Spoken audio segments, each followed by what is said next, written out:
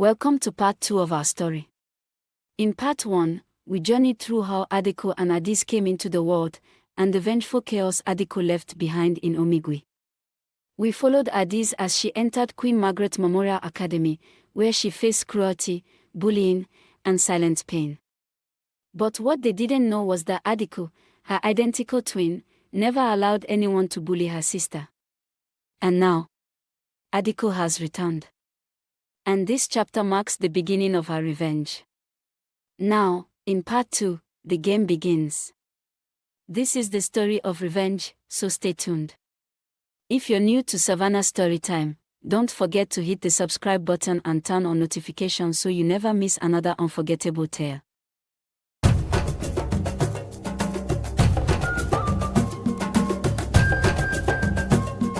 The morning air at Queen Margaret Memorial Academy was thick with the kind of silence that comes just before a storm.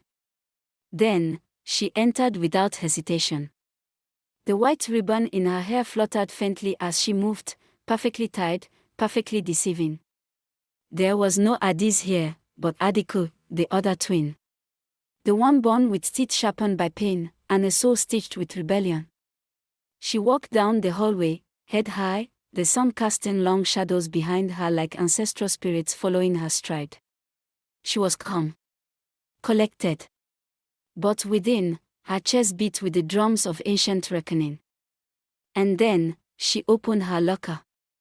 The explosion of filth that hit her was immediate and cruel. A hung bucket of dirty water splashed across her uniform, dripping from her collar to her hem. The stench rose like mockery into the air. It wasn't just a prank. It was a public ritual of shame. They laughed.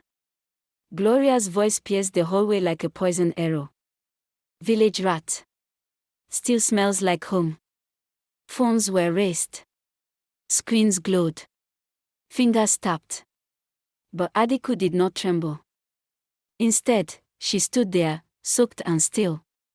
The water dripped from her chin like baptism, but then she laughed. It was the slow, chilling laugh of a spirit amused by mortals playing with fire.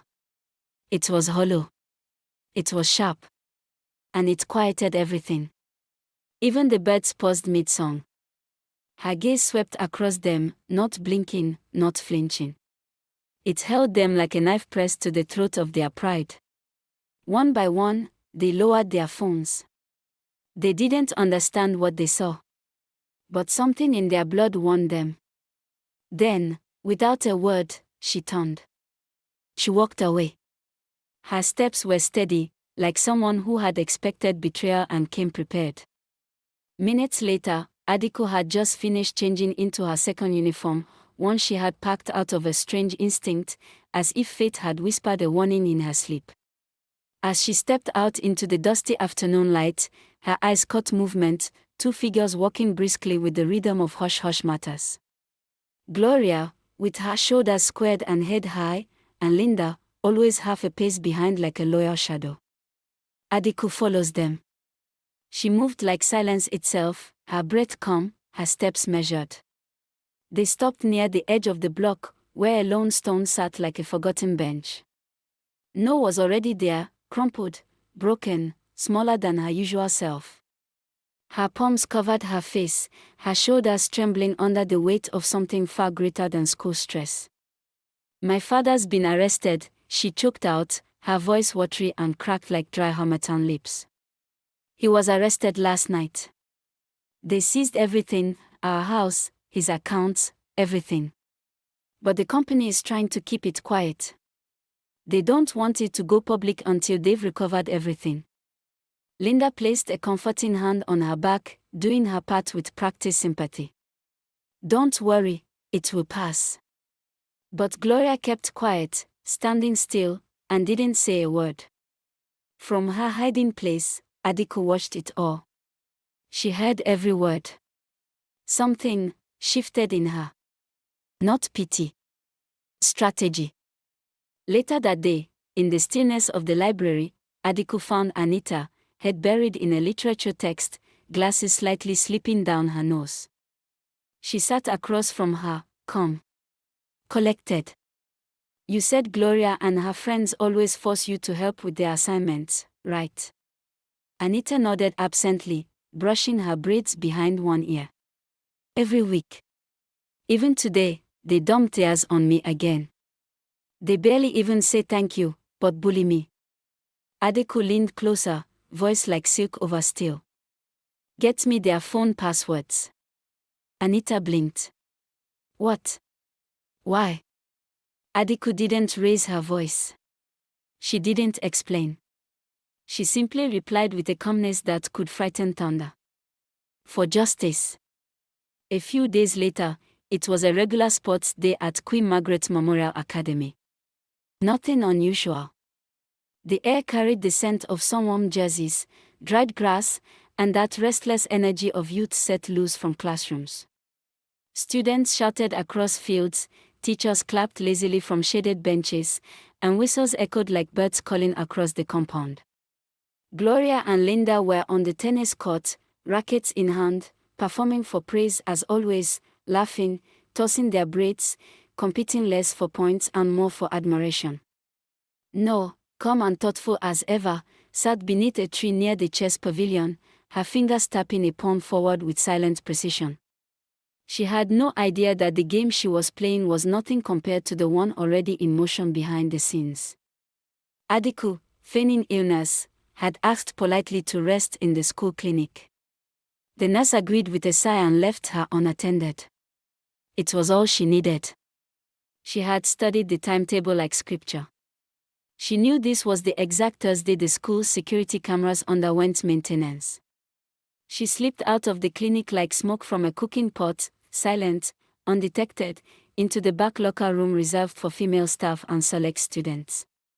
It was there that Gloria, and Linda, too comfortable in their status, had locked away their phones in tiny pink pouches labeled with gold initials. With hands made nimble by childhood days of swiping mangoes and market trinkets without being caught, Adaku broke no sweat.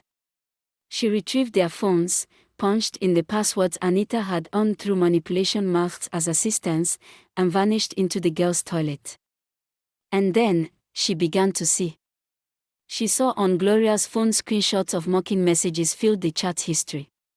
Gloria calling no a charity case. Linda saying, she's killing the vibe these days.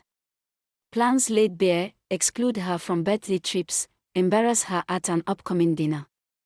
Then Adaku flipped to No's own phone, connected via synced cloud backups. That was where she struck gold. Documents. Photographs. Company memos. Articles not yet made public. Evidence, hard, damning, of No's father's arrest for fraud, his accounts frozen, assets seized, and the corporate press release silenced to prevent scandal. Adaku didn't flinch. She didn't even blink. With one thumb, she forwarded every single file to Gloria's phone. Each folder, each humiliating detail. All from the girl they called a deadweight. Then she opened the school-wide group. And with the calm of a surgeon, typed from Gloria's phone. Look what I found about No. Sent. Delivered. Read. She closed all the apps, wiped the screen gently with tissue, and returned the phones to their lock pouches like nothing had happened. By the time she lay back on the clinic bed, folded her arms behind her head, and closed her eyes, the first gasps had already started rippling through the sports field. The match had not yet ended. But the war? Adaku had already won. By the time the sports event came to a close, girls gathered in huddles, phones pressed tightly to their chests, their mouths open in disbelief. Boys who usually boasted about football scores were now scrolling silently, their expressions dark. Teachers exchanged confused glances. And then, No ran. Tears streaming, her face red and twisted in betrayal, she was ushered out by a prefect, her cries cutting through the murmurs like a blade through silk. Whatever illusion she had of friendship was gone. Torn to shreds in front of everyone. Within the hour, a call was made over the PA system, the tone unusually sharp. Gloria Okonkwo. Linda Ayuba. No is. Report to the principal's office. Now. Inside, Principal Madam Iwela stood flanked by 2 deputy heads and the ICT coordinator. The printed chat screenshots lay on the table, undeniable, grotesque in their cruelty. There were no tricks of Photoshop here. No hacking excuse plausible enough. Who posted this?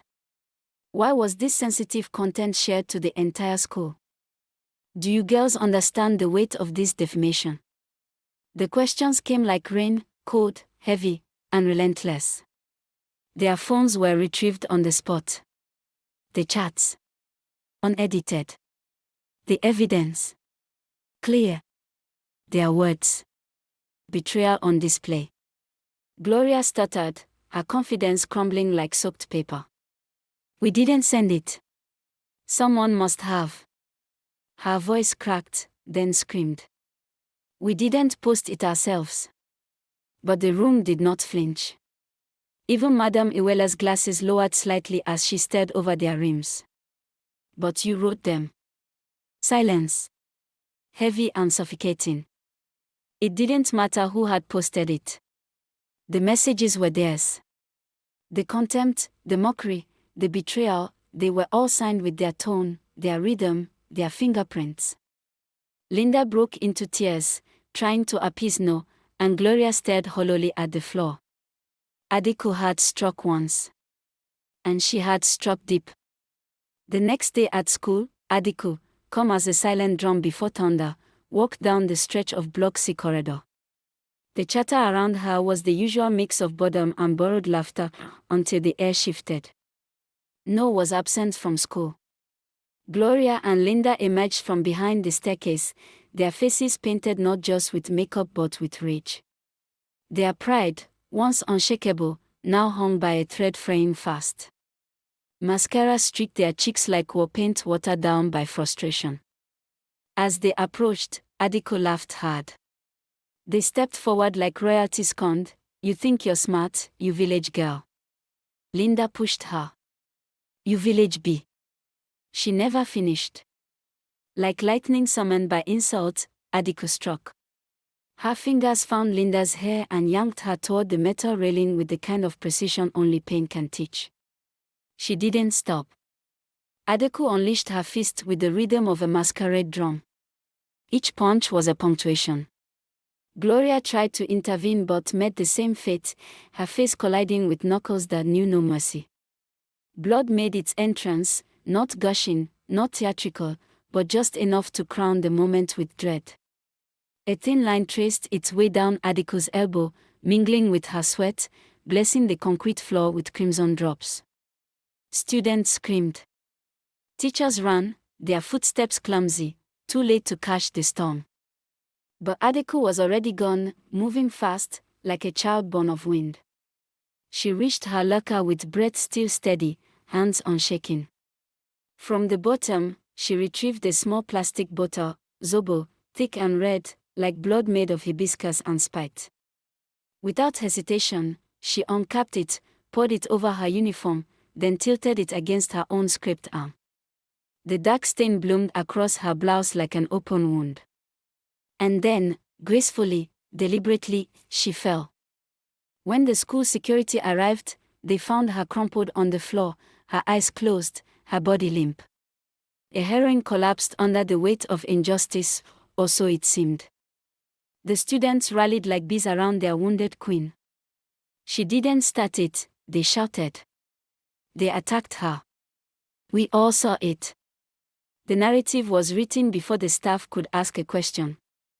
And just like that, the truth, half real, half woven, spread through the school faster than harmattan fire chasing dry leaves. Gloria and Linda, once feared, now stood alone in the ashes. Adaku. She lay there, smiling quietly in her mind, knowing one thing with certainty. Gloria and Linda's reign ended not with thunder, but with silence, the kind that falls in a room after truth has screamed its final word.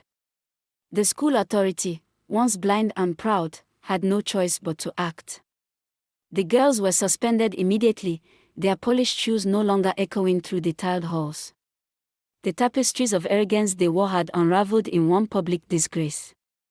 No, the broken piece in their shattered empire didn't stay long enough to watch it all burn. She had transferred to another school. Adaku, however, played her role to the last detail. When the school nurse reached for her wound, she recoiled, her voice soft but firm. "Only my father can treat me, please let me go home." It was a line rehearsed perfectly, like a final scene in a stage play. Unknowingly to her, her teacher called Obinna from work. He arrived breathless, dread already building in his chest. But the moment he saw her, lying there, stained in fake blood but wearing the same fire he had once seen in her mother's eyes, he knew. He didn't flinch. He didn't question. He simply said, "Let's go home." In the quiet of their living room, where the walls had heard prayers, arguments, and the aching silence of years without answers, he turned to them. "Talk." And the house became a confessional. Adi's voice trembled. Her words cracked under the weight of all she had buried. She told him everything, of the pain, the torment, the silence, and how her twin crossed oceans of rule and reason to shield her. Obinna listened, not as a father, but as a man who had failed his own blood. He had been mocked for his poverty. Even bowed to chiefs and smiled at insults for survival back at the village. Now, he realized he'll need to stand up for his daughters. "I'm sorry," he said. "I didn't know. I should have known." And that was when Adaku, the warrior with fist of thunder and laughter like a sword, smiled, not wickedly, not with sarcasm, but with relief. A small, quiet, human smile. "You know now." And that, for the first time in a long while, was enough. A week passed. Quietly, but not without ripples. Then, on a Monday morning woven with dew and curiosity, Adi's Obinna walked through the gates of Queen Margaret Memorial Academy like someone stepping back into a war she had already won. There was something different about her. The whispers began before she reached her class. "She's back. Did you see her skin? She doesn't even walk the same." No one laughed. No one threw words like stones anymore. Instead, they parted for her. Respectfully. Unconsciously. As if their instincts knew they were in the presence of something sacred or dangerous. Anita waited, her brows knitted with 1,000 questions. She had watched this girl endure storms and smile through bruises. But this one walked like thunder held her umbrella. Adis approached with a quiet smile. The kind that didn't beg to be noticed, it simply was. "You look different," Anita said, half whisper, half confession. Adis paused. Then smiled wider, gently, knowingly. "That's because I'm back." She stepped closer, telling her about her twin sister in a lowered voice. Anita nodded slowly, like a girl reaching out to lift the veil of a legend. She then said with a smirk, "I must meet Adis again, please. She has become my idol." And so, the two friends laughed and walked together into their classroom. Thank you for listening to this unforgettable story. If it stirred something deep within you, if it made you gasp, think, or feel something you didn't expect, then you've just witnessed what Savannah Storytime is all about. Because this wasn't just about twins. It was about pain, and how some endure it silently. And how others respond to it in different ways. So the next time you see someone walking alone, head down, speaking softly, look again. Because behind her might be a story. Don't forget to hit that subscribe button and turn on notifications, so you never miss another tale that moves, shakes, and stays with you long after the story ends. Until next time. Keep your eyes glued to Savannah Storytime, because every silence carries a story.